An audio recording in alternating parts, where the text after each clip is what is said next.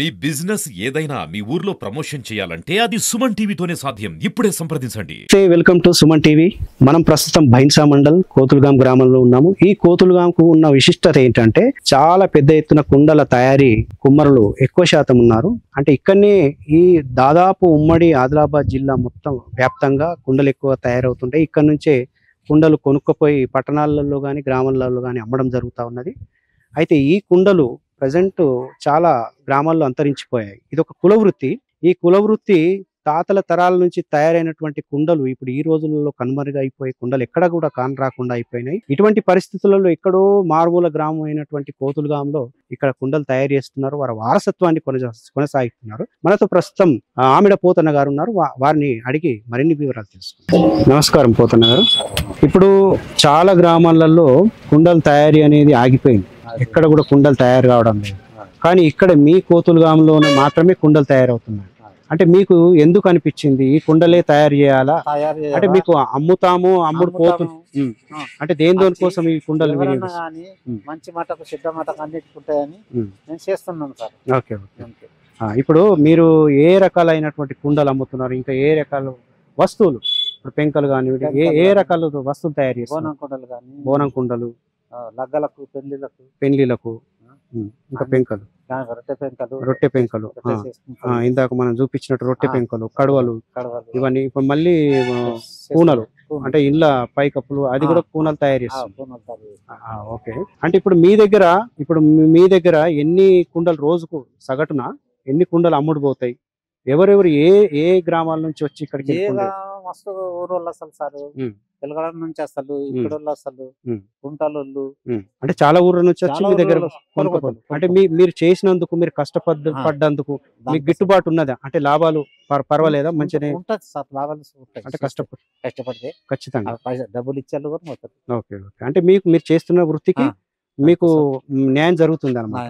అంటే ప్రభుత్వ పరంగా మీకు ఈ కుండలను అంటే కుమ్మరి వాళ్ళని ప్రోత్సహించేటువంటి ప్రభుత్వ పరంగా ఏమైనా వాళ్ళు చర్యలు చేపట్టాలని మీరు కోరుకుంటున్నారా? అంటే మీరు ప్రభుత్వాన్ని ఏ విధంగా అడగాలనుకుంటున్నారు? అంటే మీకు కుండలు పరిశ్రమ పెట్టుకోవడానికి ఏదైనా లోన్లు కానీ ఇంతకు ముందు ఏమైనా అడిగారా? ఎవరైనా సంప్రదించారా? అడిగినాను సార్, లోన్ ఇస్తామా అది ఇస్తామని. బైసలా రెడ్డి అని ఉన్నాడు, కుమ్మర్ రెడ్డి, భోజన్ ఉన్నోళ్ళు, వాళ్ళు చేస్తామన్న కానీ ఇదివరకు చేయలే, ఇంకా ఏమీ చేయలేదు. అంటే మీ జనరేషన్ అంటే మీ తాతలు తండ్రులు అందరు కుండలు తయారు చేసేవాళ్ళు. ఒకప్పుడు కలకలలాంటి గ్రామాలు, అన్ని వృత్తుల వాళ్ళు, వడ్రంగి వృత్తుల వాళ్ళు వడ్రంగి పని చేసేవాళ్ళు, కుమ్మరి వాళ్ళు కుమ్మరి పని చేసేవాళ్ళు, ఇంకా కంసాలి వాళ్ళు గోల్డ్ పని చేసేవాళ్ళు. ఇవన్నీ అంతరించిపోతున్నాయి. ఎక్కడో మారుమూల గ్రామంలో, ఇక్కడ కోతులుగామంలో మాత్రమే కుండలు తయారు కావడానికి కారణం ఏంటిది? అంటే మీకు స్ఫూర్తి ఎవరు మీకు చెయ్యమని చెప్పి ఎవరు చెప్పారు? బాగా ఊరోళ్ళు వచ్చి చెప్పిపోతారు, మాకు పెళ్లిళ్ళు ఇట్లా కుండలు కావాలా, పెంకలు కావాలా, బోనం కుండలు కావాలా అని వచ్చి చెప్పిపోతే మేము చేసి వాళ్ళకి ఇస్తాం, అమ్ముతారు. అంటే ఇప్పటి వాళ్ళు ఎందుకు తయారు చేయట్లేదు మరి? మీ తర్వాత మరి మా పిల్లగాళ్ళు చేయకొచ్చింది సార్, చేయకొచ్చింది కానీ మేము చేస్తున్నాం. ప్రస్తుతం వాళ్ళ యంగ్ జనరేషన్ అయినటువంటి ఆమెడ ఉమానంద్ ఉన్నారు. చెప్పండి బ్రదర్, ఇప్పుడు మీరు అంటే మీ తండ్రులు తాతలు అప్పట్లో కుండలు తయారు, ఇప్పటికి కూడా పోతన్న గారు దాన్ని కొనసాగిస్తున్నారు. మరి మీరు ఎందుకు ఇంట్రెస్ట్ చూపెట్టడం లేదు? అంటే మీరు అంటే నిరుద్యోగులుగా ఉన్న కొందరు యువత కూడా ముందుకు వస్తే ఒక కుటీర పరిశ్రమ కూడా తయారవుతుంది కదా. మరి మీ జనరేషన్ ఎంతవరకు దీన్ని యూటిలైజ్ చేయాలనుకుంటున్నారు? మాకు ఏంటంటే ప్రజెంట్ మాకు ప్రోత్సాహం లేదు సార్. ఓకే. సో దానివల్ల ఇప్పుడు మా దాంట్లో ఇక్కడ మా ఊర్లో 70-80 చేసేవాళ్ళు ఉన్నారు. 78 మంది మొత్తం కుమ్మరులు మేమే ఉన్నాం. అవును. మా ఓటింగ్ శాతం కూడా మాదే ఎక్కువ. ప్రతి ఇంట్లో వాళ్ళు కుండలు చేసేవాళ్ళు, మా తండ్రులు, మా తాతలు మొత్తం కుండలు చేసేవాళ్ళు. కుండల మీదే మేము ఆధారం ఒకప్పుడు. ఇప్పుడు దానికి మాకు ప్రోత్సాహం ఎటువంటిది లేదు. సో ఇప్పుడు ఏదైనా ఇప్పుడు మనకు ఆ టైంలో వేరు, ఏది చేసినా కుండల అయిపోయింది. ఇవన్నీ మనకు మిషన్స్ ద్వారా అయిపోతున్నాయి కాబట్టి దానికి కొంచెం తగ్గిపోయింది, తగ్గిపోయింది. చేయడానికి ఇంట్రెస్ట్ కూడా చూపిస్తలేదు. ఇప్పుడు ఇప్పటి జనరేషన్ చాలా మంది నిరుద్యోగులుగా అంటే ఏదో చిన్న చిన్న ఉద్యోగాల్లో సెటిల్ అవుతున్నారు సిటీలలో. కానీ మీ వృత్తి ఎందుకు ఎంచుకోవాలని చెప్పి అనుకుంటలేరు? మీ ప్రభుత్వానికి మీరు ఇచ్చేటువంటి అంటే ఏ రకంగా మీరు ప్రోత్సాహం అందిస్తే ఇది ముందుకెళ్తారని మీరు భావిస్తారు? మాకు ఇంతకు ముందు అంటే కుమ్మరులకు సంబంధించినవి గవర్నమెంట్ లోన్లు ఇస్తామని చెప్పారు. కొందరికి సార్లు ఇచ్చారు, కొందరికి ఇవ్వలేదు. అటువంటి కొన్ని ఇచ్చారు.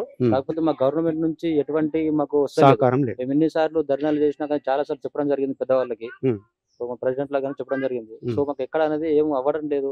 మాకు ఇంట్రెస్ట్ కూడా చూపించడం మా దగ్గర నుంచి. ఒకవేళ ప్రభుత్వ పరంగా మీకు సహాయం గానీ అందితే, లోన్లు కూడా అందితే మీ యువత ముందుకు వస్తారా? మాకు కూడా ఇప్పుడు నేను ఎడ్యుకేషన్ క్యాండిడేట్ ని, జాబ్ కూడా చేస్తున్నాను హైదరాబాద్ లో ప్రజెంట్. నాకు కూడా చేయొచ్చు. సో మాకు ప్రభుత్వం నుంచి చేయడం కూడా నేర్చుకున్నా వచ్చు. చిన్న చిన్న జిబ్బందులు కూడా చేయగలుగుతారు. మా ఊర్లో ఇప్పుడు మా ప్రతి ఇంటిలో చేయగలుగుతారు. ప్రోత్సాహం అనేది లేకపోవడం వల్ల మా ఊర్లో 70-80 ఇల్లు చేసేవాళ్ళు ప్రజెంట్ 2-3 మాత్రమే చేస్తున్నారు.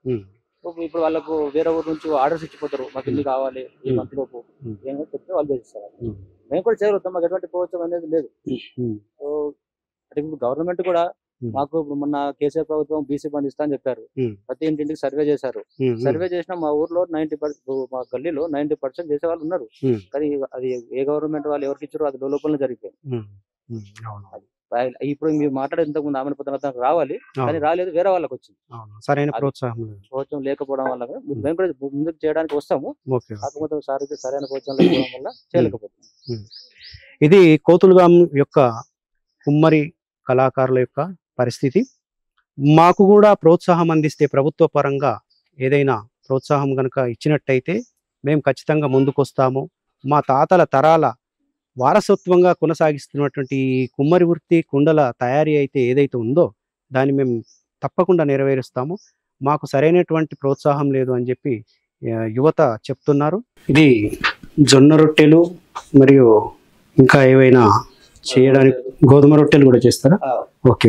జొన్న రొట్టెలు, గోధుమ రొట్టెలు చేయడానికి ఉపయోగపడే పెంక అంటారు దీన్ని. ఇది ఎంతకి ఇస్తున్నారు తాత? ఇది ఒకటి పెంక ఎంతకి ఇస్తారు ఇక్కడ? 60కి ఇస్తాను. 60 రూపాయలు కోటి. ఓకే. ఇప్పుడు ఈ కుండలు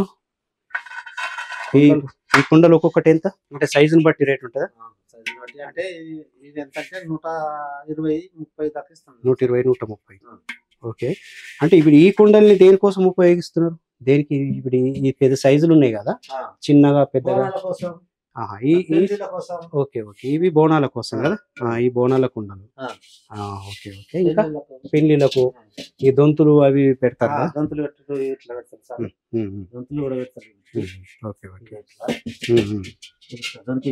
అవును, ఒకదాని మీద ఒకటి పెడతారు. ఇంకా కుండలు కాకుండా ఇంకేం తయారు చేస్తున్నారు మీరు? కడవల, చిన్న చిన్న కడవలు ఉంటాయి కదా. అంటే మీకు గిరాకీ అది బాగా అవుతుందా? మీకు గిరాకీ బాగా అవుతుంది. ఇవి చిన్న చిన్న కుండలు అంటే వీటిని కడవలు అంటారు. ఓకే. ఈ కడవలు ఎంతకి ఇస్తారు? ఒకటి ఎంత? 20 రూపాయలు కోటి. ఓకే. ఈ కడవలు, పెంకలు, ఈ కుండలు ఇంకా ఏమేమి తయారవుతుంది? ఇంకా పొయ్యిలు కదా, మట్టి పొయ్యిలు. అవును. ఒకటి చూపిస్తారా? ఒక మట్టి పొయ్యి. ఓకే. ఇది అంటే ఒక కుటీర పరిశ్రమ. ఇది ఇక్కడ కుండల అప్పుడప్పుడు డ్యామేజ్ అవడం కూడా జరుగుతుంది. పాపం డ్యామేజ్ అవడం అంటే పలిపోవడం వల్ల కూడా ఇది పొయ్యి కొంచెం బెండ్ అయినట్టున్నది. ఇది పొయ్యి, కుమ్మరి పొయ్యి. ఇది దీని మీద వంట పాత్రలు పెట్టేసి కట్టెల పొయ్యి అన్నమాట. ఇది యాక్చువల్లీ కట్టెల పొయ్యి, రొట్టెల పొయ్యి. అన్నం వండుకోవడానికి, రొట్టెలు చేసుకోవడానికి. అంటే పూర్వకాలం లోపల ఎక్కువగా కట్టెల మీద వండుకునేవారు కాబట్టి ఇది చాలా మంది తక్కువ అయిపోయింది ఇప్పుడు వాడడం. పల్లెటూర్లలో కూడా సిలిండర్స్ అయిపోయాయి కాబట్టి ఇలా కొంచెం బ్రహ్మాండంగా పెట్టుకోవచ్చు. కుండలు ఏదైనా వండుకోవచ్చు. ఇప్పుడు కుండ చికెన్ కానీ, కుండలు పప్పులు కానీ. పూర్వకాలం పప్పు దీంట్లోనే వండేవాళ్ళు కదా, అన్నము పప్పు అన్ని కుండల్లో వండేవాళ్ళు కాబట్టి ఆరోగ్యంగా ఉండేవాళ్ళు. మంచిగా 100 సంవత్సరాలు బతికేది, ఎటువంటి రోగాలు లేకుండా. ఇప్పుడు అన్ని ప్లాస్టిక్ అన్ని కావడం వల్ల, అల్యూమినియం ప్లాస్టిక్ వల్ల రోగాలు వచ్చేసి. ఓకే. ఇది కుమ్మరి చక్రం అంటారు దీన్ని. ఓకే. ఇలా తింపుతూ ఉండాలి. అంటే ముందు ఇది కర్రతో వచ్చేది కదా, ఇప్పుడు ఐరన్ మొత్తం ఇనుముతో చేసి ఇట్లా తిప్పుతూ దాని మీద కట్టె. ఓకే ఓకే ఇది చేయండి చేస్తున్నాను. ఓకే, ఈ కుమ్మరి చక్రం మీదనే ఒక కుండ గాని ఏదైనా పాత్ర గాని ఒక ఆకారాన్ని సంతరించుకుంటుంది అనమాట. ఇది ఒక కళ, ఇది అందరికీ అవ్వదు. ఇప్పుడు కుమ్మరి కుండలు గాని పాత్రలు చేసే వాళ్ళు రోజు రోజుకి తగ్గిపోతున్నారు. ఇక మీ తరాల వాళ్ళు ఎవరైనా చేస్తున్నారా? అంటే మీ మన్మళ్ళు గాని కొడుకులు గాని మీకు ఎవరు చేసే పరిస్థితులలో కూడా లేరు. అదే ఇక రోజు రోజుకి అంతరించిపోతున్న కళల్లో ఇది కూడా ఒకటన్నమాట. సో ఇది ప్రభుత్వం నుంచి మీకు ఎట్లాంటి అంటే ఏదైనా సహాయం కానీ సహకారాలు కానీ పెన్షన్లు కానీ వస్తున్నాయా? వస్తుందా? పెన్షన్ వస్తుందా? ఓకే, తిప్పాలన్నమాట. ఇదేనా? ఒకసారి తిప్పండి, మనకు దొరుకుతుందా? ఓకే, ఇది ఈ విధంగా చక్రం దింపడం అయితే జరుగుతుంది. చక్రం దింపిన తర్వాత మధ్యలో మట్టి ముద్ద వేసి దానికి ఏ పాత్ర అయితే మనకు కావాలో ఆ పాత్రను ఇప్పుడు ఆకారము తీసుకొస్తారనమాట. అది ఇలాగా. సో అలాగా కొంచెం వాటర్ ఎక్కువైపోయింది, కొంచెం కలపండి అది మట్టి. ఇది అంటే కుమ్మరి కుండలు తయారు చేసిన తర్వాత, పచ్చి కుండలు తయారు చేసిన తర్వాత ఇది ఇక్కడ పెట్టి కాల్చడం జరుగుతుంది. దీన్ని బట్టి అంటారు. తాత ఇప్పుడు ఇది ఎట్లా కాల్చుతారు? ఇది ఇప్పుడు అన్ని కుండలు పెట్టేసి పొయ్యిలు తయారు చేసేసి కట్టెలు పెట్టి కాల్స్తారు అన్నమాట మొత్తం. అప్పుడు ఒక రెడ్ షేప్ అనేది రావడం జరుగుతుంది. ఇది పెంకుటిళ్ళ మీద కప్పేటువంటి కూనలు. యాక్చువల్లీ ఇది ఈ 2 పీసెస్ చేయడం జరుగుతుంది. దీన్ని 2 ముక్కలుగా చేసి ఇలాగా ఇటు పైనుంచి ఒకటి కింది నుంచి ఒకటి వస్తుంది అనమాట. ఇప్పుడు ఈ పెంకుటిల్లు అంటే పెంకుటిళ్ళకి పెంకులు వాడట్లేదు, ఎక్కువ బెంగళూరు కూనలు వాడుతున్నారు కాబట్టి ఇవి చాలా తగ్గిపోయాయి అనమాట. అవును.